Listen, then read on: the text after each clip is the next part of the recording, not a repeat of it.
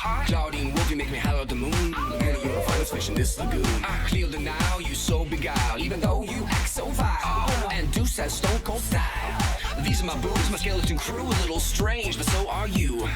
Don't you wanna be a monster too? Šiandien monstrų vidurinėje visiškai nėra jokių naujienų. Jei net kasiu kokios sensacijos, man teks gyventi. Šioj mokykloj turi būti nors vienas pikantiškas gandas. Labas, tėti, eik sau! Kvepia sensacija. Turi bilietus į Justiną Baiterį? Ji pasikvies geriausią draugę. Jos pasirinkimas atskleis geriausią jos draugę. Frenkė vesis mane į Justino Baiterio koncertą. Tave? Be abejo. Ar apsirengsi uniformą? Aišku, kaip tik ruošiausi. Tai bent puiku, tai bent šaunu. Užteks kalbų, daugiau darbų. Ji tik buvo mandagi. Aš geriausia jos draugė. Drakulaura! Vesk mane iš čia. Liaukis. Kaip manot, ar koncerte galėsiu būti su ausinėmis? Tu? Tu ką vadini mušeiką?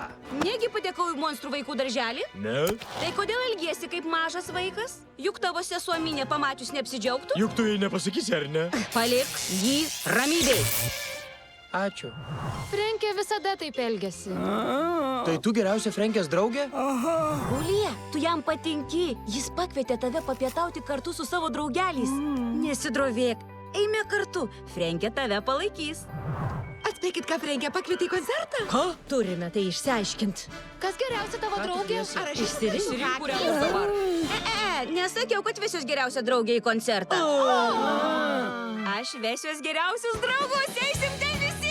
Gerai, Tai kodėl Spektra parašė, kad pasikviesi tik vieną iš mūsų? Čia tai geras klausimas. Skubėdama parašyti pikantišką straipsnelį, gal ir galėjau praleisti porą esminių faktų. Verčiau jau išnyksiu kaip šmėkla.